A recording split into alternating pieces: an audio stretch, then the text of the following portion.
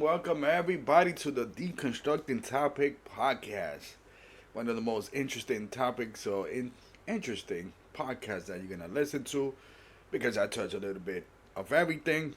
I'm just coming off from my first interview, which I would be linking into the subscription with Angel Rivera. My first interview out there in the world in the video space, which I will be doing more video content for you guys. It's gonna be fun. It seems that every month we get into a different level. Obviously, I want people to hit like, comment. If there's something that you like that you didn't know, just comment. A lot of content creators like that. A lot of people that likes the podcast. This is a way for us to engage and learn. Um, is there anything that people want to say out there? Just feel free. Share, because there's a lot of people, especially with my podcast, Deconstructing Topics podcast. My name is David, the host. We making it happen. Share, because there's a lot of things out there that I have said to people that people didn't know, and we need to be enlightened in a way. We need to open our eyes. We need to know stuff, because if you don't know, now you know.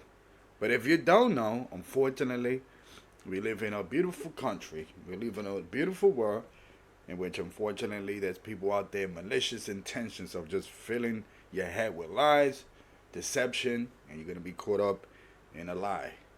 And this is one of the reasons why I did this podcast. We're gonna be talking about Pat Tillman, which is an army story, and one of the more interesting stories out there. And I'm just going to just have a little discussion because I don't want to do injustice in this story, but just have a little kind of introduction to the people that listen to my podcast and the people that are out there uh, wanting to just listen to my podcast for the sake, okay, I'm learning something new. Even if you're not into politics, philosophy, whatever it is, just listen to it because you're going to learn something new. Next time you go out there with your family, your friends, whatever, party, hey, party. Oh, let me tell you guys something. I just listened to this podcast that he said, when you party for an hour and 30 minutes, oh, you're going to, I'm just saying. just throwing it out there just for the sake of that. Sometimes, all the times, you're going to learn something new. Listen to my podcast. With that said, once again, I'm available on Apple Podcasts, Spotify. Podbeam is my platform. Download Podbeam, put all that. So, with that said, before we touch bases, because it's going with this Pat Tillman story, I'm gonna touch bases this more on one of my video podcasts or video things that I'm doing. Is that I'm gonna touch base on this story that a lot of people don't know, and it has to do with the military or servicemen by the name of Aaron Bushnell. So it was last week. Aaron Bushnell, a serviceman, active duty, 25 years old, from the Air Force, decided to take, how can I say, a different form of protest in regards to what's going on in Palestine and how, unfortunately, what's going on over there in Palestine, Gaza, all those different regions. It's sad. It's sad. It's sad. People, you're gonna hear two arguments whether those people. Oh, well, you gotta take, you gotta take Hamas, the hostages, and so on. I'm gonna touch bases more on that situation because there's a lot of information that's been thrown out to you that you just don't know, and unfortunately, you're gonna just be one of those where you're gonna kind of stand on the wrong side of the fence. What happens a lot in these cases. So, Aaron Bushnell decided to go to the Israel embassy in Washington D.C. and self-immolated. What does self-immolated means? Meaning that you set yourself on fire. As he was doing that, he was shouting "Free Palestine." One of the reasons why he did it, my understanding, is that he got intel, or he got word that United States were going to send a couple of planes to help Israel kind of, do some damage out there in the people in the ground. The kids, the kids, the kids, the kids. That's what I keep mentioning. It's people that are dying, kids, women, men, but kids, kids. that will never know what democracy is, what's freedom, what's being a kid, because of what's going on, you know. So Aaron Bushnell is the story I'm gonna tell. Again, a lot of people don't know about this story, but I got you. With that said, I'm just gonna go with the Pat Tillman story, and the reason why I wanted to talk about this Pat Tillman story because it's very endearing to me in a lot of levels. You know, Pat Tillman, just to give you who is Pat Tillman and why that figure, why that name is very important, is that Pat Tillman was a former football player, NFL, playing for the Arizona Cardinals back in the early 2000s, and whatever the case might be.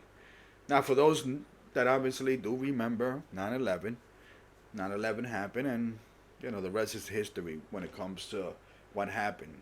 You know, troops being sent to Afghanistan, and then Iraq. Pat Tillman, in my understanding, and you know who, that decided, hey, listen, we just got attacked. We got to fight for our freedom. You know, he went to that mindset that a lot of Americans felt.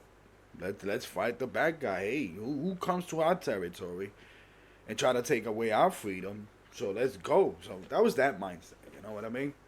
And that was the mindset of many people. And you know, to be honest with you, I kind of, you know, young too, kind of drank the Kool-Aid a little bit. But at the end, for me, and I'll say this, is that I always thought that the military would have been a path for me politically. But then things didn't work out. That's something that I mentioned where I guess I was told I was a little bit too overweight and for my age, and hey, everything happens for a reason. So I did not get into the army. So Pat Tillman was like, all right, let me do my thing. He got there. If you look at Pat Tillman, good looking guy, fit. You know, he's a football player. Plays safety. And, you know, what does that mean? You got to keep in mind that the position that he plays is those position in football. If you're familiar with football, a safety is like, bam, they just want to hit you. You know, they square their shoulders up, whatever it is, their helmet. Ooh, you got the ball, bam. You know, for those people that are not too familiar with football, let's just say that Pat Tillman would have been kind of like a cage fighter in a way. He, you know, thirsty to hit somebody. You know, boxing. He, you know, he's one of those. So Pat Tillman decided to give up millions of dollars to continue NFL to play and pursue this, you know, fight for your freedom campaign type of deal with the United States, and he did. He was there. He enlisted. My thing is this, and he actually, well, again, he's fit. He got to be an Army Ranger, which is one of the top or perhaps the elite aspect of the Army. And it's one of those things that people kind of question, wow, he got there so fast. As Pat Tillman embarked on his tour, they did the thing, whatever, in Afghanistan, and then they did the thing in Iraq. And my understanding, Pat Tillman had an older brother, I believe it was Kevin Tillman, and he had a younger brother. Survived by his parents. And I forgot to mention, and I apologize. You know, I'm going to try not to go all crazy in detail. There is a documentary on Amazon Prime called The Pat Tillman Story, which I will put in the link, and it's from 2010.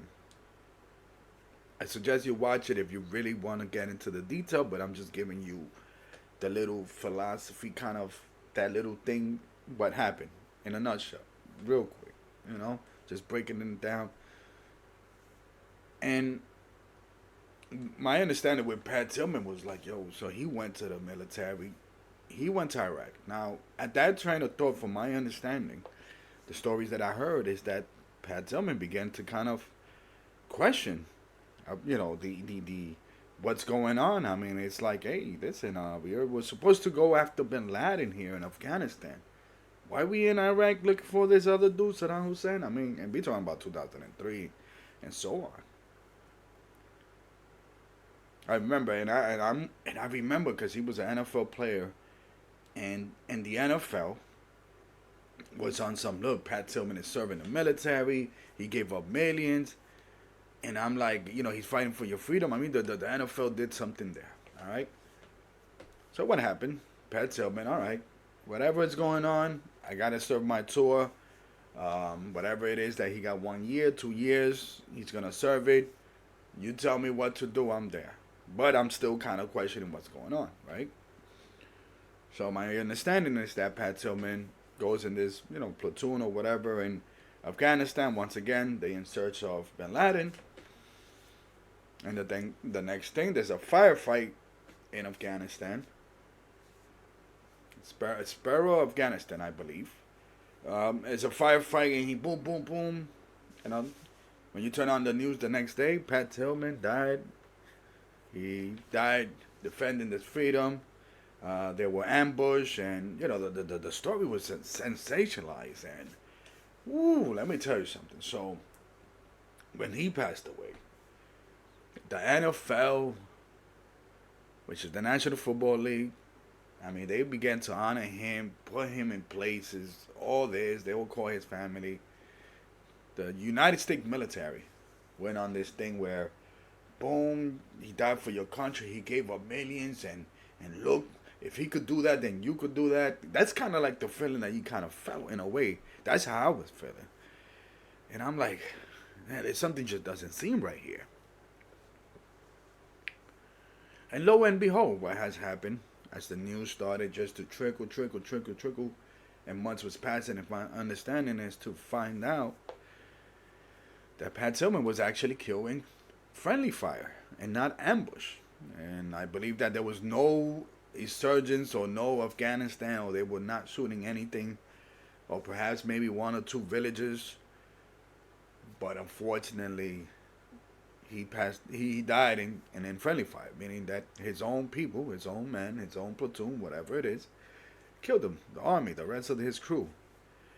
And it's sad because when all that is happening, there were other people that was involved with his high officials, his comrades that was there, his brothers in arms that was there. Everybody was playing the cover up that he died in the hands of the enemy. And the NFL did it again. The how can I say to you, the government, United States government. Excuse me. And one of the things that I think when it comes to that Pat Tillman story is that, imagine Pat Tillman was a high profile. He was targeted by Donald Rumsfeld, which I believe was the Secretary of State at that time under Bush, and Donald Rumsfeld has a history of, let's just say. But once again, think about this. He's a high-profile athlete, and they cover him up. And sometimes I ask myself this question. And look, I respect those that do not serve the military, because sometimes there is some type of purpose, sometimes, but unfortunately, what happens is that this country, Congress, Senate, the President, both Democrat and Republican, most likely do not have kids to send out to war, engage in this thing, and they sacrifice many of the soldiers, many of our kids, for the sake of America's interests, and then forget them. And one of those things with the Pat Tillman is like, imagine, he's a high profile. Imagine, for every Pat Tillman, maybe we would have 10 other people that the same situation, friendly fire, we matched up, we set the car on fire, we threw the grenade where they killed a couple of our soldiers. But hey, it was the enemy. You pump up the crowd. Look, now we got this and that. No, we can't let our soldiers die in the hands of the enemy. We need more. We need more funding. And that's one of those things that I think about. And I suggest people, once again, they watch. I'm gonna put the link, and I'm hoping that they let me put. For some reason, sometimes these places don't let me put links. I could understand copyright, but hey, listen, it's something that my people, a lot of us that don't remember the Pat Tillman story. Or if they don't remember, and sadly, his family found out what happened, the real. And his family went on a crusade. Ooh, I'm telling you, they went on a crusade. Once again, not trying to spoil it. But they went on a crusade. His little brother, there's a clip out there where his little brother, some people might have accused him of being a little bit intoxicated. But sometimes I say to myself, maybe he had a drink or two in front of people, perhaps. But he wasn't wrong what he was saying. He was basically saying, look at you guys saluting my brother, but he died, and you lied. And you see people's face like, oh, okay. And then they continue to clap like, okay, we're here honoring your brother, but, in the sense that his little brother is like, you're honoring a soldier that you not only died in the hands of your own comrades, but you lied and you cover it up. And you told my family for years that he died in the hands of the enemy. That's some messed up shit. But that's the dark side of what happens in terms of these wars. People sometimes in the military and so on, when it comes to Memorial Day and so on, and salute the troops. And shout out, and I just want to say this, because I don't want this to be on some negative, like, damn, man. Shout out, they do have a Pat Tillman Foundation out there, which helps the families of fallen soldiers, because unfortunately, from what I've always seen is that in this country, some fallen soldiers, their families are forgotten. Now, there's places that have done a better job, but keep in mind, just because you're doing a better job in taking care of these families in the 70s, Vietnam, 80s, 90s, Gulf War, even this one where Pat Tillman participated, Afghanistan, and for me, the invasion of Iraq, really wasn't. It's funny because they come back to the United States, these soldiers, and you tell America, well, look, they fought for your freedom, and you need to fight for, and you need to take care of them. And I'm like, you know what? You take care of them, America. But as Americans, we want to help these individuals as well. Because we kind of say to ourselves, damn, that's messed up. The government forgot about you. They can't take care of you. They can't take care of your bills. Let's say your spouse, kids, whatever. They can't do that, really. So, as Americans, we kind of feel in a way to help them. But that's the dark side of that situation where, yeah, we salute that. There's a lot of athletes out there, a lot of celebrities, where they have these foundations with the military. You see militaries who's missing limbs, couldn't afford this, that, and that, and they prop you up. But again, what is the story behind that? You really was fighting for our freedom? Last time I checked, when the United States invaded Iraq in 2003, I didn't feel threatened by Iraqis. My understanding in 9/11, there was not one single Iraqi there. I'm just saying. So that's why I'm bringing this Pat Tillman story. Just a little introduction for people to understand that this individual would just say, hey, we're fighting for freedom and all this. And, that's the propaganda that the United States has always had, that they told you that, hey, we fighting for your freedom, They throw that G.I. Joe, American hero, type of deal. And at the end, really, freedom. And that's what happens. You had a fortunate situation with Pat Tillman. My condolence to his family, and shout out to his family.